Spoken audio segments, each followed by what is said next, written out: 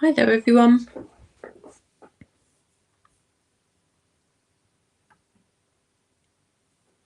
How are we all? Can you hear me? I hope so. Let me just get your chat. Hi, everyone. Hi, Evelyn. Hi, Linda. Hi, Kathy. Can you give me a thumbs up if you can hear me? That would be great if you can do that before I carry on. Who else have we got? Valerie. Oh, brilliant. Hi, Sharon. You can hear me. That's great. That's good news. Loud and clear. Oh, excuse me. And we've got Vicky as well. Oh, brilliant. Thank you, everybody. Oh, hi, Rebecca. How's you? And Teresa. Oh, jolly good. It's always a worry when I first come online because I make sure my laptop microphone is turned down or turned off, actually. But if I had that up, then I could hear myself, but then you would also hear feedback as well. So, yes, just a bit of a scary moment. And when I come live and I'm chatting away and I'm wondering if I'm actually talking to myself or not. So it's lovely to have you here this afternoon. Thank you for joining me.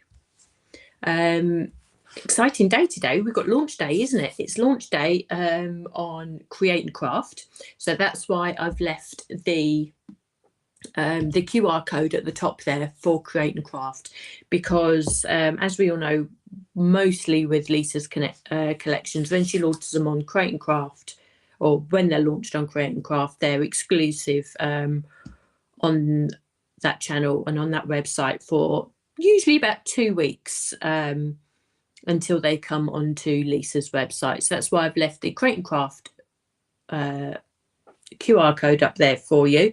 The products are available there to buy at the moment ahead of the shows at 6 o'clock today. Now we've got double excitement today, haven't we? Because we've got Catherine actually demoing the collection for us. So I bet Lisa will be at home sitting on the edge of a seat as well, probably half wishing she was there to do that, but half excited as well. Well, probably, very much excited. We know that Catherine will do a brilliant job. And it'll be nice to see somebody else's perspective on the collections as well, won't it? So, yeah, we're looking forward to that. So I've been lucky enough. If you watched me last Thursday, I previewed the abstract dahlia, which at the time I said was part of the one day special, which I was wrong there. Actually, I thought it was that the abstract dahlia that I done last week is an item in itself, but this one, the English roses, is part of the collection today, and it's a super collection. It's probably one of the first rose collections that I have, to be honest. I'm not quite sure why, but like the one that I demoed on Thursday, the design of this covers the whole template of the shape. Now this particular design is on a 5x7 inch sort of template, as it were. You can make 5x7 cards, and it's you can fill up the whole card basically. If you just like to make quick and easy cards, or if you like to batch make cards and have the whole of your 5x7 card covered, this is perfect for that, because you can see it covers the whole sort of the 5x7 template. But of course you can still create other shaped cards with this. It's easily to cut down to a 5x5 inch square card. You'll be able to pattern match to a certain extent, so you'll be able to size up. You can easily cut into into this size and sort of scale it down into a rectangle to make your 6x4 cards. I think they're the A6 cards, aren't they? So there's lots of possibilities. But I wanted to just go through this today, just so as you can see it in action, just in case the show is so fast paced and it doesn't get to be demoed, which, as we know, watching these shows or when we've got new launches, things just fly. So we don't always get the time to demo on screen.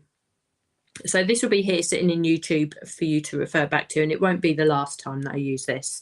It will definitely get used on a live and in other videos and little reels that Natalia will do, and a couple of other design team members will do also. Also, I want to today is have the opportunity to create a card that one of the design team members, was in the style of one of the design team members, put onto the Facebook group, and there was a bit of interest in it on how to make it. So I thought it was an absolutely ideal opportunity just to go through that today. Now, I forgot to pull up the photo to put on the slide there for you.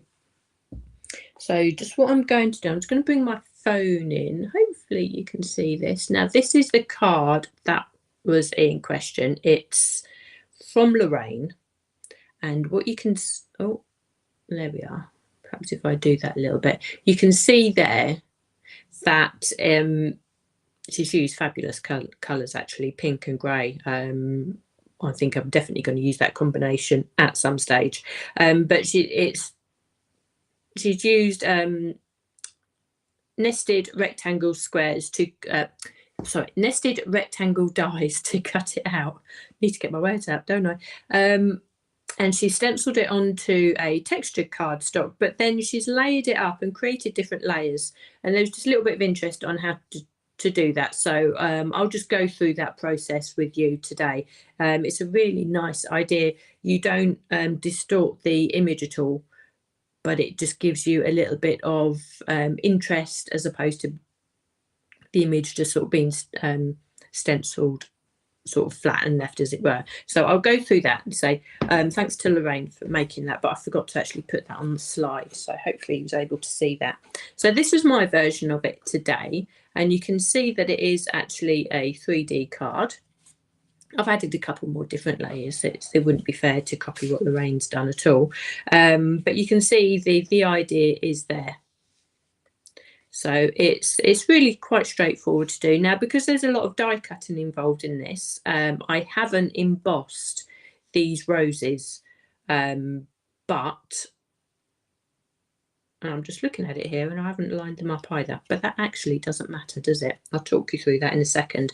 So I haven't actually embossed these roses at all, but I do have a second card, which hopefully I'll get to a little bit later on, and I will emboss them, and you can just see how fabulous the embossing folder is as well. So you can see on the side there the items that I'm using today. So I'm using the English roses, the stencils. So we have a set of 6 stencils, and obviously they're 5x7, and Lisa just lists them on there on that little tab for us. And also, if I remember right, she actually, if you count the number of layers on the reverse of the packaging, that will also tell you how many stencils there are in the set, which is always useful to know for when you're just packing it away. And then we have the 3D embossing folder, same quality as we've always come to expect from Lisa. Fabulous 3D nature of there. And again, in the 5x7, no die link to this one. I don't necessarily think it needs a die. If you did want to isolate any of the flowers, I think after embossing, they would actually be quite straightforward to fussy cut out, or even maybe just a couple of the buds or the leaves. So no die involved in this set. What else do I need to show you? Okay, also what I'm using to create the layers for this particular style of card is the nested, scalloped and stitched rectangles. Now I've chosen this set because the size and the sort of the dimensions of these rectangles work perfectly with the 5x7. But once I've shown you how this layered design is set up, you're not actually restricted to using rectangles. You can use any nesting die set that you may have, whether it be squares or circles, maybe even triangles, hexagons maybe if you have them in your stash. But it's a really nice sort of concept and a nice way to make a card, and say completely adaptable depending on the style and the shape of your nesting dies that you have. I think it looked really, actually we've got hearts as well, and it looked lovely with hearts, particularly for a special birthday or Valentine's Day, maybe a wedding or some engagement cards actually would work really nicely, wouldn't it? Yeah, I've just put an idea into my own head there.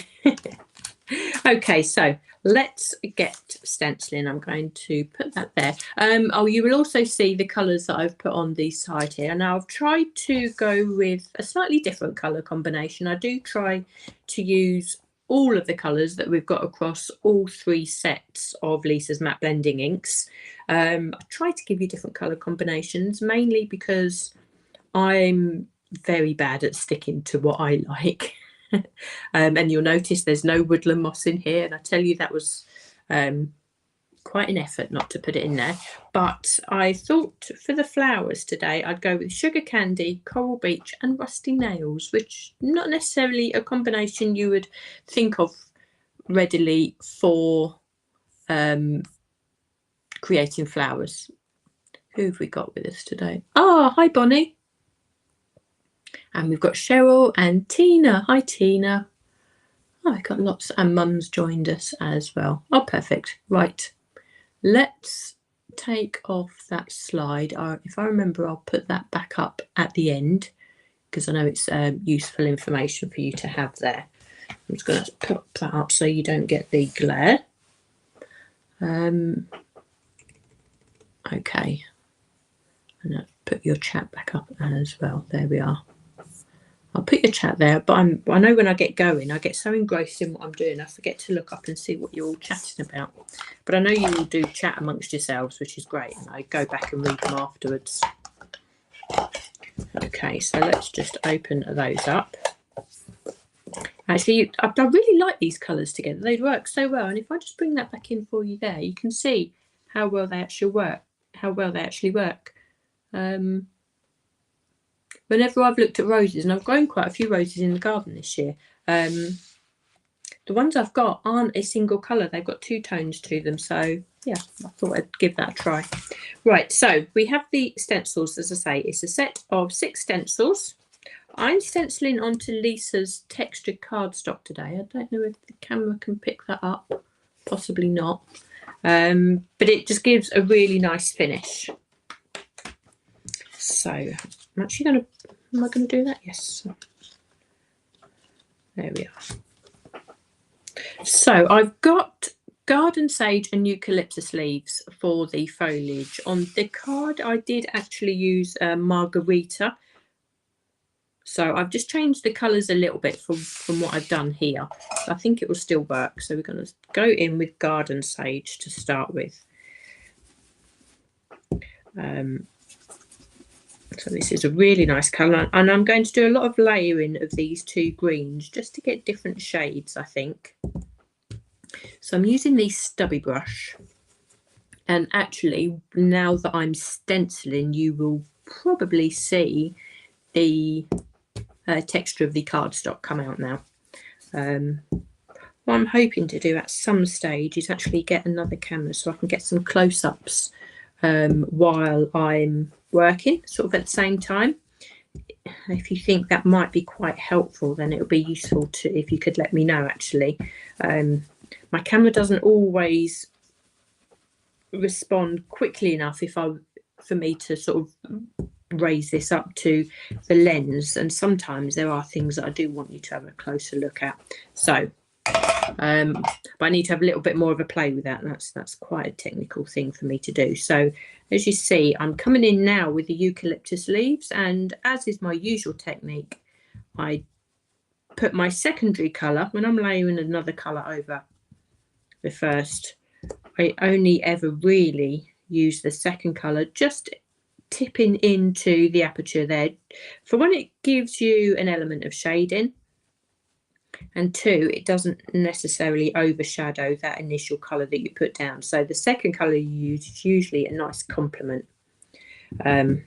So that's the first layer of our leaves. Yeah, actually they've turned out really nice. Actually, I like that colour. So stencil number 2, again, more leaves, and I do want to have these to have a slightly different colour into them. So I'm going to come in with eucalyptus leaves and the large blending brush, just so as I can cover more area a bit quicker. So I'm going to put down my initial layer of colour, like so. And I don't know if you're new to me or not, so apologies if you've already heard me say this before.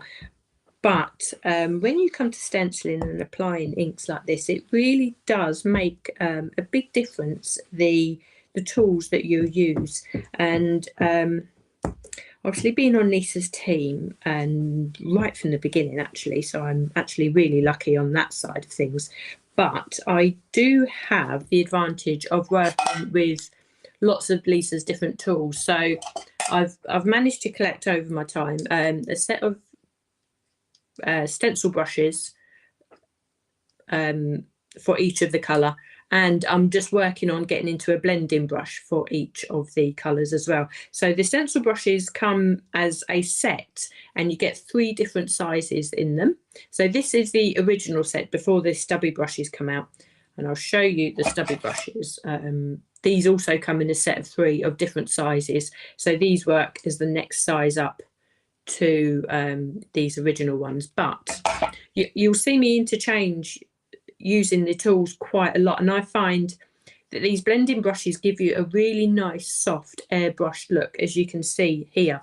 When you want to come in and add a lot of colour in a concentrated area, that's when I'll use these stencil brushes. And obviously the smaller stencil brushes allow you a lot more sort of precision when you're adding the colour. But you can see there I get a really nice soft and controllable blend with my blending brush because of the dense nature of the bristles that are packed into there. But what I'm going to do now, I'm going to come in with the Garden Sage with the white stencil brush. So immediately I'm going to be able to add a lot more colour, but I'm just going to tip it into the base of the leaves there. And it's just going to tint that leaf just slightly. And I'm only working along the bottom edge there, and you can see that I'm adding some shading. So that is going to be sufficiently different enough to the first layer of leaves that we added. Now this is a lot easier to do with your stencil brush. But you will get the feel of these, and say what I'm saying isn't gospel. It's the way that I make them work for me. It could be that you have a completely different experience and you prefer to reach for other combinations of brushes, but you'll get to know that yourself. But if I can offer any advice just to get you started initially, because it can be quite daunting if you are new to this, yeah, that would be the advice that I'd give. To cover a large area with a nice soft blend, use your large blending brush and then go in with your stencil brush to create detail afterwards. So you can see that I've done that there. I'll take that away, and we've got a really sort of nice blend and very different look actually already to the greens that I've gotten here. Now the flowers are going to be the same colour, but the look and sort of the feel of the foliage has changed completely. So we have stencil number 3, again more foliage, and we have some quite large areas here. So I'm going to come in with the eucalyptus leaves again, so I can add my colour into those large leaves there, like so. You can see just how quick that colour gets put down.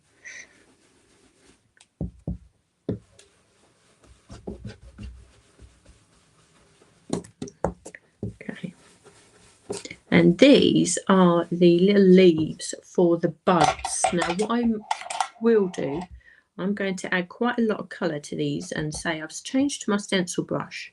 So still using the same motion, and whatever brush I use, you'll see that I will use like a circular motion. And I'm just going to make sure that those are well coloured, because they are the little leaves that are surrounding the buds. And if you're slightly unsure of what part of the design you're stenciling away, it's so easy to refer back to Lisa's packaging. Even if you don't use the colours that are on the packaging, you can see where you are. It's always a really good reference point. I do it even now, you know, and there's some sets that I've used an awful lot. So I'm just going to take that away and just see where I am with the colour and see what I need to add. I think what I might do, I might add some more of the eucalyptus leaves. Now this eucalyptus colour actually is quite a minty colour. I don't use it as often as I should, to be honest. As I say, I do get so stuck into what I know I like and what I know that works. I.e. my woodland moss, which would work beautifully on this. Actually, it would work really, really lovely. But it's always good to try something a little bit different. So I've just added a little bit more shading with the eucalyptus leaves there, but just to take away that sort of mintiness that's on there, which I'm going to come in with some garden sage with a large brush. You don't necessarily need to pick up a lot of ink because of the size of the brush. This brush will hold on to a lot of ink anyway, so just use what's on there. It's always easier to build up the colour. So we've got a really nice sort of blend and shade going on there. There we are. Looks almost blue on the screen, doesn't it? Okay, so now we're on to the flowers. Stencil number 4, and this is the large area of the flower. So this is your base colour. Now, whenever you're doing the flowers, you will generally get a stencil with a large aperture. And let me just raise that up again so you can see with these large areas. So always think about how many layers you're going to be adding on top of this, and that will sort of dictate the level of colour that you're putting on here. Now with the abstract dahlia, I went really bold because I only had one layer of detail to put on top of that, and that's the same with these roses as well. So you could go really bold if you wanted to. I'm not going to go as bold as I did the other day, but I am going to add a lot of colour. And for this, I'm using the sugar candy. So maybe if I just bring those down, there you go. You can just see those colours tip into the top of the screen there. So I'm going to use sugar candy, and I'm using one of the largest stubby brushes. And what I like to do initially is just add the colour around the outside of the flower. For one, that gives you a more intense layer of colour around the outside. And then it just gives you a good base, say in circular motions, just using what I've got left on the brush to stay on the cardstock there and just work round and round and round. You end up blending any of the harsh lines with what you've added on initially from around the outside, and you can work into the middle, and you're not having any unblendable splodges of ink, for want of a better word to say. So continue that again. I just picked up a bit more ink. I'm just putting that around the outside until I know that that ink is fully blended in them bristles, and then I can come into the middle again and add that colour there. And I'm just going to do that on each of the flowers. So I'm going to put a really nice dark base around the outside. But to do that, I work onto the stencil material first, and then pull that in, just tip it into the aperture. I don't need to come right into the centre at this stage, so it may look a bit daunting that you've got all of this area to cover with ink. But if you just do it in stages, you will find that the colour naturally sort of progresses into the center of that flower. So just concentrate on the outside first and add the color like that. And then gradually, as you work in, this center part of the flower will be colored also. So I'm going to do that here as well. Now again, I'm going to trim this down, so it doesn't matter that I'm tipping over the edge onto this outside area of the stencil here. It just means that I'm not getting my mat any messier with ink than it already is.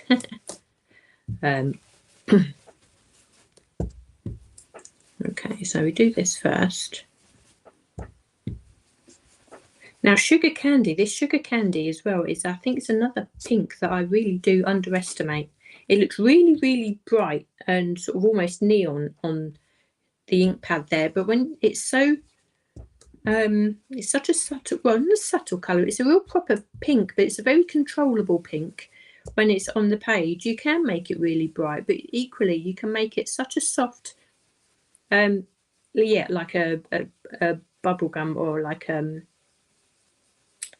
candy floss type pink when it's on the page, so you can get lots of different shades with this, so it's a really nice colour to use.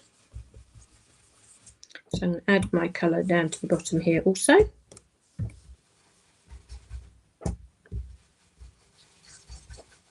Okay, so I'm happy with that as a starting point. I'll take that away, and that works really well with the leaves there, doesn't it? I could possibly even add a bit more colour around the outside, because you can see here where I've gone a bit heavier handed. That's added a lot of sort of shadow work there, which I think works really, really well. So this is where we add our detail to the flowers. Now this is where I'm going to start bringing in a couple of the other colours.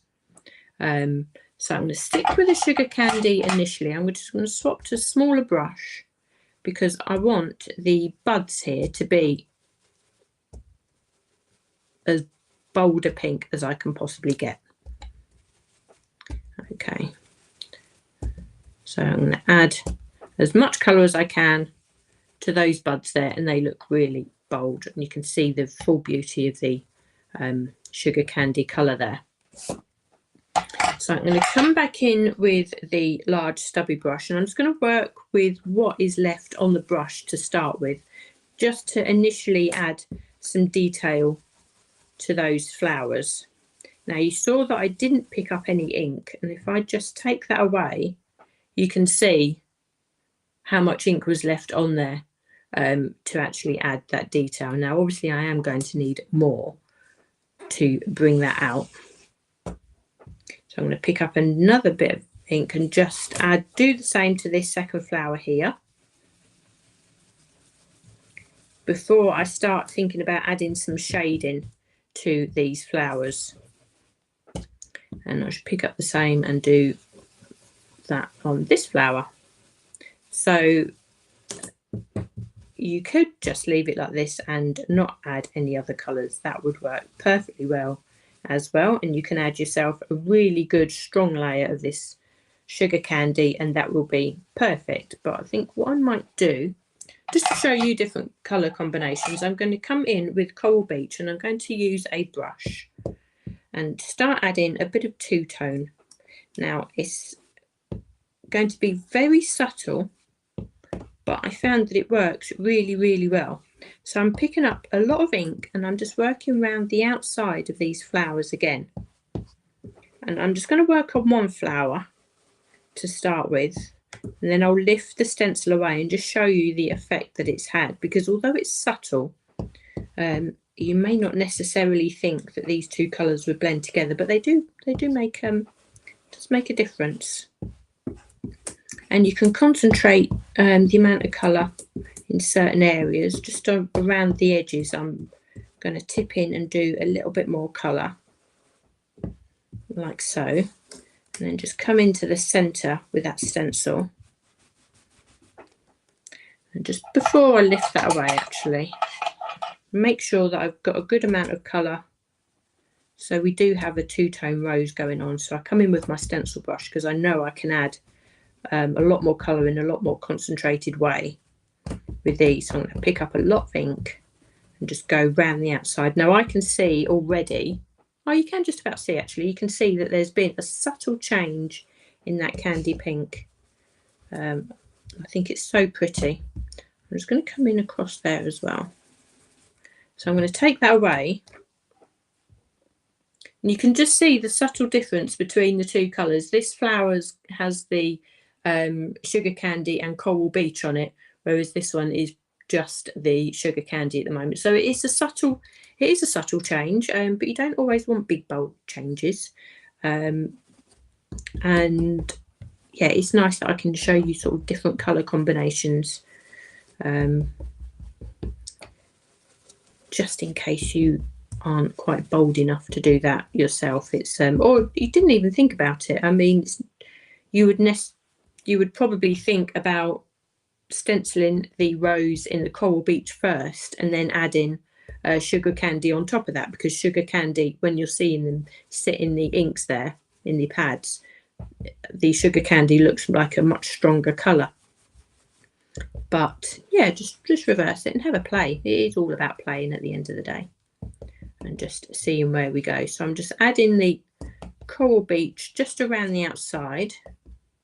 Now I will do a large circle of coral beach just around where the centre cluster of the flower would be, just to add some different shading on the inside. Now again, this may remain quite subtle, but that's fine.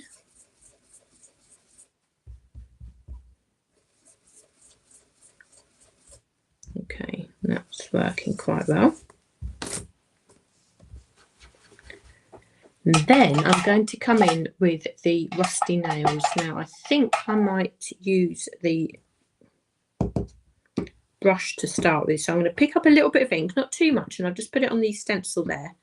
Just blend that so it's quite diffused, and I'm just going to work into the centre of the rose like that to start with. Obviously we don't want a big unblendable patch of this colour. You could also use an orange. Orange would work with a pink as well, but I think that this rusty nails gave it a really quite sort of nice muted colour. So I'm just going to do that into the centre. And then just to finish off, just tip a little bit more. Now don't be scared about the amount of colour I've put in there. I'm really just adding that into the edges of those petals. Really not very much at all. But it adds just an element of shading. To put a little bit right in the centre where those petals would be really dense, and the colour would probably be a lot darker in there, like so. Okay, I might just tip a little bit into the base of the buds there, just to give them a little bit of shading as well, and just a little bit down here just to keep the colour the same all the way throughout. So I'm going to just go around the outside again. I'm not going to undo all of the coral beach that I put on, because I really do just want to tip it in right into the edge there. But it's a nice way to use all your different colours to add them as shading. There we are. So when I take that away, it really gives, say, it's really subtle, and you wouldn't necessarily looking at this that you would have added like a real sort of a rusty brown colour, but I think it works. I think it works really nicely. I might just try and add a little bit more detail actually. Now this is where I would spend a long time myself sort of getting caught into the colours and making sure all the details were coming out. So there we are, that's highlighted that a little bit more. So what we'll do now is to come in with the last stencil, which is the detailing on the leaves. So again, I'm going to come in, I might come in with the garden sage actually, and I'm going to use my stubby brush because that covers a lot of area quite quickly. And on the darker areas of the leaves, I'm going to use the garden sage. Now there's some areas on this stencil like this where you do have to be a little bit careful because not all the details are actually joined together. In those cases, just work with the shape of the stencil, and these ones I would just brush the ink in the direction that those details are cut into, and that way you just keep your stencils nice and pristine. So I'm just going to work a bit of the garden sage into pretty much all of these leafy areas actually, and concentrating on the areas around closest to the rose to be the darkest. And the same up there, I think. And then I'm just going to come in with the eucalyptus leaves and just work into the tops of those and perhaps around the edges, just to add a little bit of shading, just a little bit of difference, just so as the imagery doesn't look as flat. It just gives a bit of interest. Again, you don't have to do that, and when you've got a lot of time to be able to do this, it might be just worth having a little play with different layers of colour. So I can take that away, and you can see the details that have come on there. And just by adding different colours of ink onto one leaf, even with the detailing, it gives you that sort of look of shade in there. Now I can move that now because I don't need to keep that in place, and I can just, if I can bring that up a little bit, there we are. You can see, particularly on this larger leaf here, I haven't really made an effort to make all the details that that crisp, and I think that just gives you a really nice that just gives you a sort of a really nice bit of dimension. Yeah, she has to get a little saying somewhere, doesn't she, Tina? I tell you what it is, the farmers have got these thumping machines or whatever they call them to keep the birds off the crops, and they set it to go off like every 15-20 minutes, and it's driving us all mad at the moment, to be honest. That's what she keeps barking at, because it sounds like somebody closing a car door.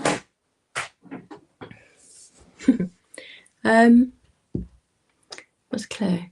You can tell when there's flowers and how they should be shaded. Thank you, Bonnie. Okay, so what we can do now, as lovely as that looks as it is, it's going to look even better once I sort of trim away the outside there. So I'm just going to trim that off, but I will be die cutting this in a second. So there we are. We're not looking at all the sort of the excess, so that looks really lovely like that. And you can see it, even though I'm stenciling onto a textured cardstock, which you possibly can't pick up at this stage.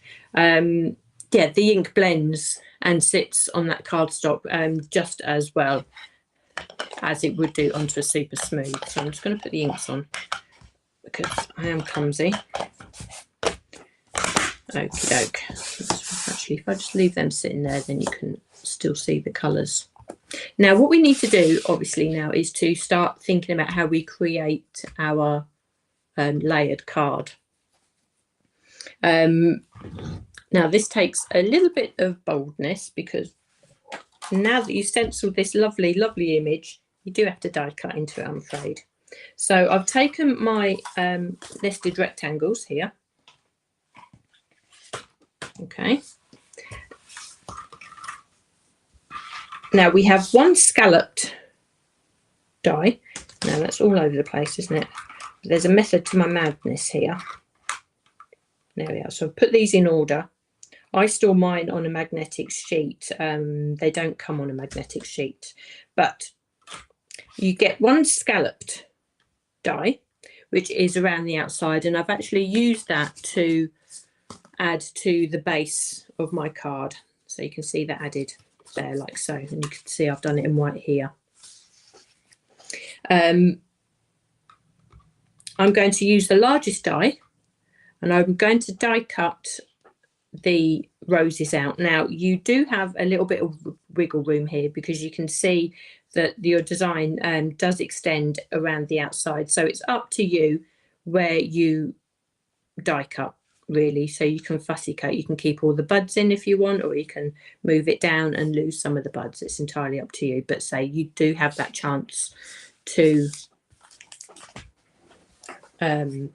just move that around. So that is the cut that I'm going to make first. So I'm just going to bring my die cutting machine in here.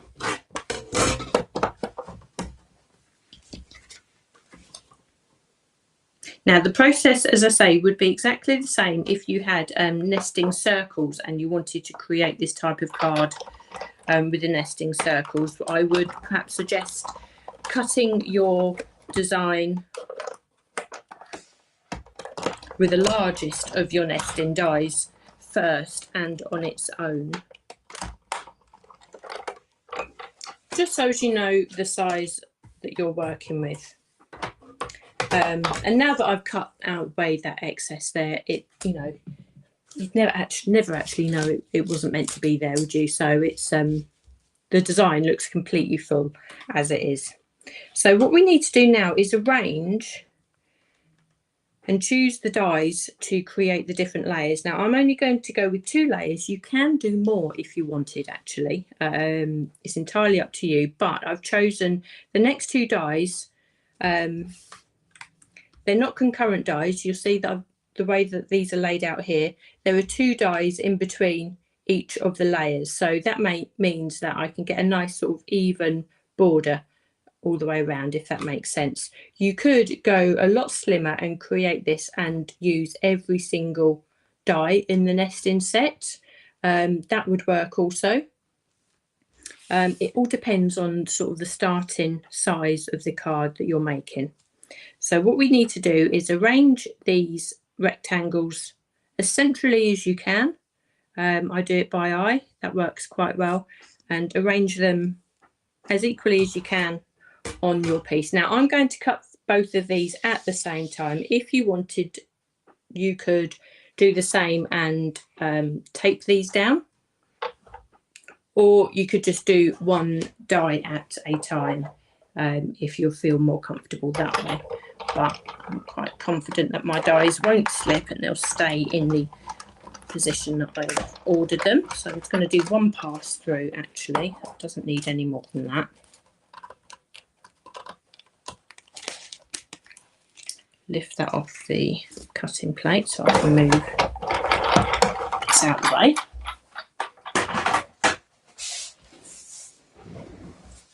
Okay, so we can remove our dies.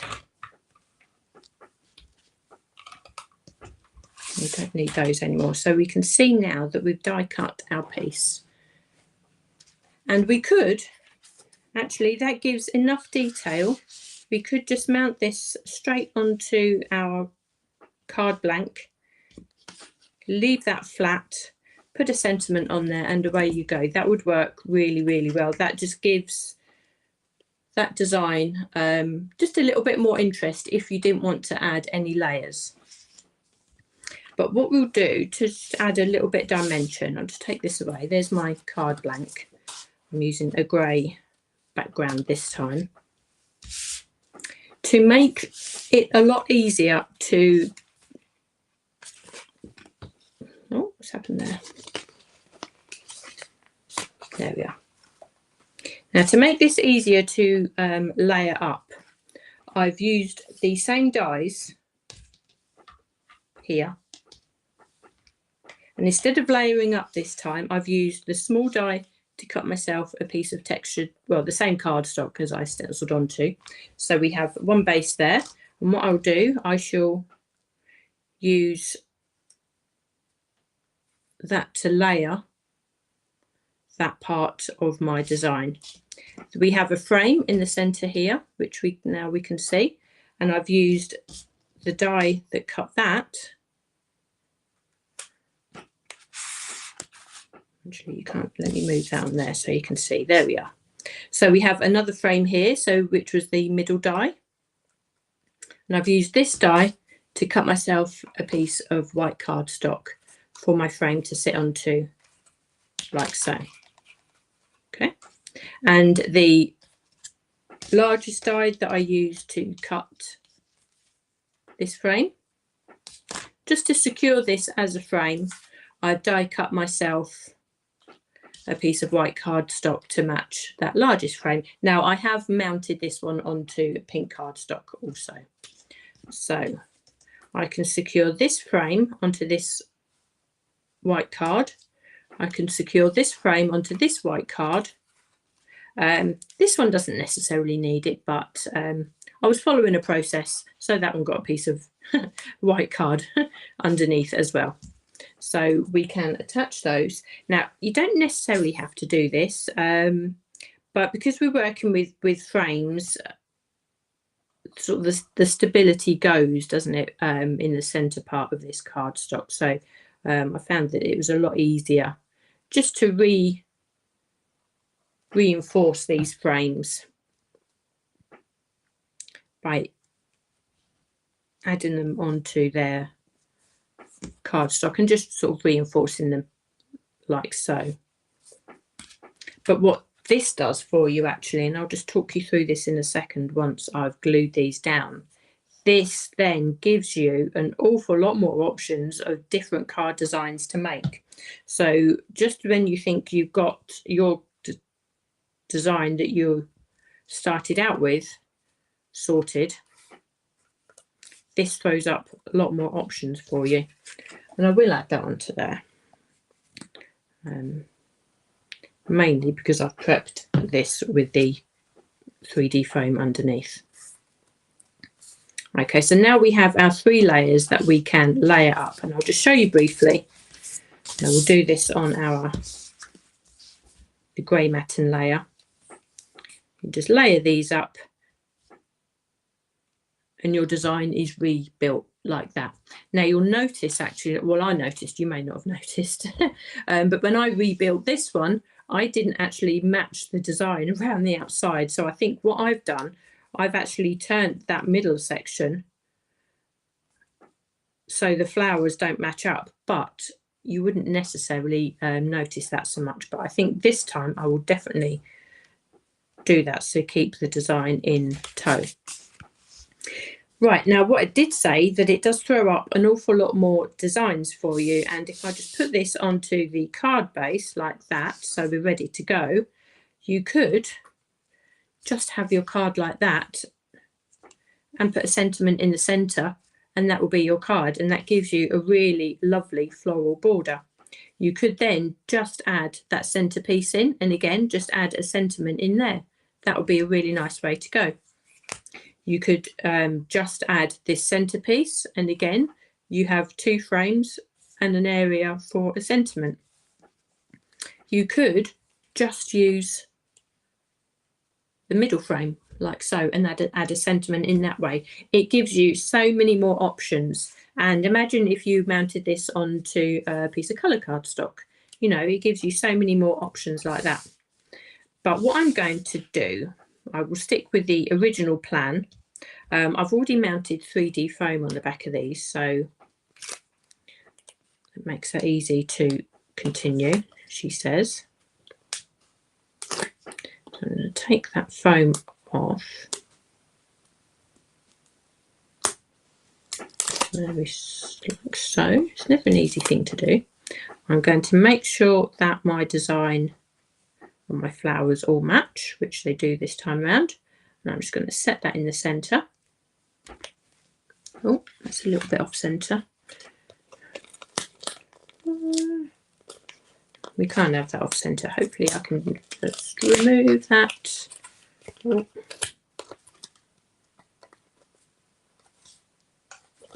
I'm going to have to remove that. We can't have that off centre, can we? Right, bear with me a second. Right, sure. I'm going to have to put my head in so I can line that up. So bear with me, just 2 ticks. I did wash my hair this morning. There we are. So that's all lined up, and I've put my foam on the back of this layer also. So make sure that I have that the right way around. And we have that layered also.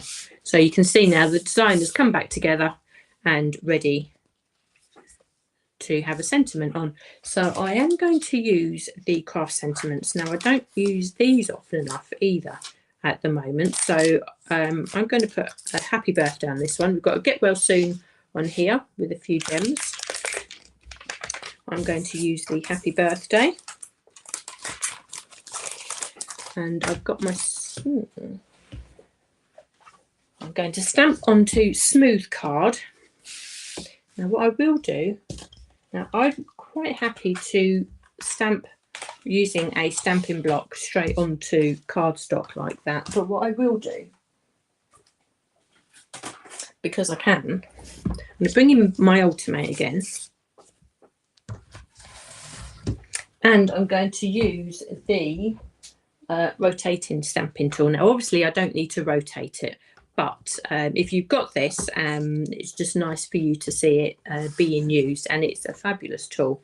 Now because the way my desk is set up, I've got quite a lot of bend in this desk itself, so the packaging that came with the stamping tool I've kept. It's a really nice dense foam. What I do is I use that and sit my Ultimate on top of it, so now I get a really solid block to stamp onto. So that's a really nice tip for you to have actually. So now I can just use my stamping tool like so. So I'm going to put my little bit of cardstock underneath. I'm working towards the edge here, and I'll show you why in a second. Mainly because I'm using a small stamp. I'm going to line my stamp on to the cardstock there. I'm going to position my stamping tool so it does fit into the pegs here. I'm just going to pick up the stamp just by pressing that down. Now because of the nature of these stamps that I'm using, it's a really sticky material and it will perhaps just lift your cardstock a little bit. So I'm just using a ruler just to hold my cardstock down and in place just while I lift that. So I'm just going to move that to the side and I can get my ink.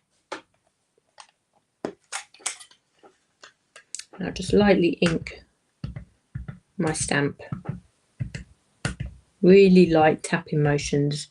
I'd rather take longer and add little bits of ink as opposed to really pushing my ink pad down onto the stamp and losing all of that detail. So I have my stamp inked. I can line up the pegs like so, and I can just now use that to stamp down and get my sentiment like so. Now the cardstock does lift away a little bit, but it falls away itself, and we've got a really nice stamped impression there. And again, remember I've got a nice solid base using that foam underneath the stamping platform, underneath the Ultimate, so I don't need to take anything off the platform itself. I literally just use it underneath like so. So if you find you've got a little bit of give in your desk and you perhaps having issues stamping and perhaps some areas of your stamp aren't coming out, maybe give that a try. So these stamps are really easy to cut, so large scissors at the ready. You don't have to use large scissors, of course. These are my preference, as many of you know. So we can trim that down to size, and that then is just perfect to finish off my card. Now, this design obviously is designed to be this way, but it can equally be turned on its side and used as a landscape card as well, which I think is a really nice idea. So that's that card finished. So you've seen the stencils in action, you've seen how the layered card works. What I want to do briefly, just before I go, is just show you this design embossed. So I've already stenciled the the roses for you. This time I've only stenciled the roses. I have not stenciled the foliage, and to do that, all you do, you just look through your stencils and you just pick out the two layers of the stencils that just correspond to the flowers. So in this stencil in particular, it's stencils 4 and 5, where you just get the roses. So that is all I've done, and I've done this onto blue cardstock. I was going to do it onto black, but I thought the embossing would be too tricky for you to see. So I've done it onto blue cardstock. I've used just 2 inks. I've used the Opaque White, and I've just highlighted it excuse me, just slightly with a little bit of anthracite there, so that gives you this lovely image. But I will put this through the embossing folder, and that is how the detailing of the leaves obviously are going to be seen. So I'll get my embossing folder, make sure I turn it the right way round, and I can just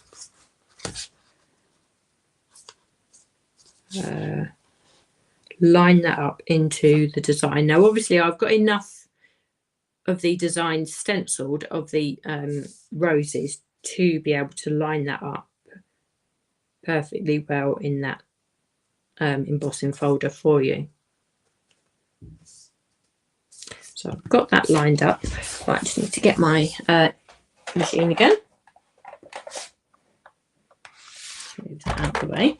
Right, we only need, because I'm using a Sizzix, I just need to use 1 cutting plate. I can run that through. And I think embossing or stenciling this design onto a different colour in this way, doesn't have to be blue, doesn't have to be black, but perhaps, I don't know, it could be green, a darker green, or a different type of blue. I think this might actually work really nice for any guys as well, and I think I gave you a few options for the abstract dahlia to be used as a guy's card as well. Yeah, I really like that. So now that that's come out, you can see the detail of that embossing there. Now remember, it's only the flowers that have been inked. The leaves are purely embossed. Yes, they fade into the background, but they've got enough detail on them just to fill up that image really nicely. That has worked really, really well. I like that, and I can't see why that you wouldn't be able to give this to a guy who likes his gardening. It'd equally make a nice, I don't know, you could use it for all sorts, can you? I really like that. You can make it unusual invitations or wedding invitations.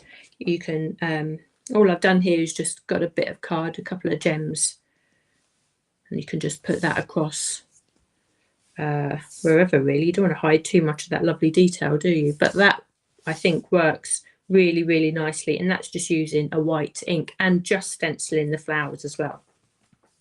So there's actually 3 different looks for you there. This one turned out to be very different to this particular card. It's a lovely set. I hope that you will tune in and watch Catherine later on. I'm sure many of you have possibly even done your shopping, so you're all ready just to sit and watch the shows. It'll be really interesting to see what Catherine does with them. I know that there are some mixed media products on the show as well. There's explosion powders and some pastes, which Catherine has a super knack with, so it'd be really lovely to see those in action as well. So let's just try and get all of those in for you. I really like that we've come up with so many different options for you today. I want to put on that slide for you just so that it gives you that option to note down those colour combinations as well. So thanks so much for joining me today. I've gone over just a little bit, but I actually really enjoyed using those today. And actually, the more I look at that, isn't that just stunning? I love that blue colour. Right, so thanks so much for joining me today. I shall possibly be back with you Thursday, I think. Yeah, I will. I think what I'm going to use is the pick of the week, which I've put somewhere. What have I done with it? It's, what have I done with it? What have I done with it? It's on the front of Lisa's website. Oh, I've put it somewhere. Well, I've been super tidy and I've put it away somewhere, but it's the sunflowers with the lattice. So I think I will be back with you on Thursday and I'll use that one for you as well. That'd be a really nice design to use. So yeah, I'll leave it with you there today. Thanks so much for joining me and enjoy the shows this evening. Take care, everyone.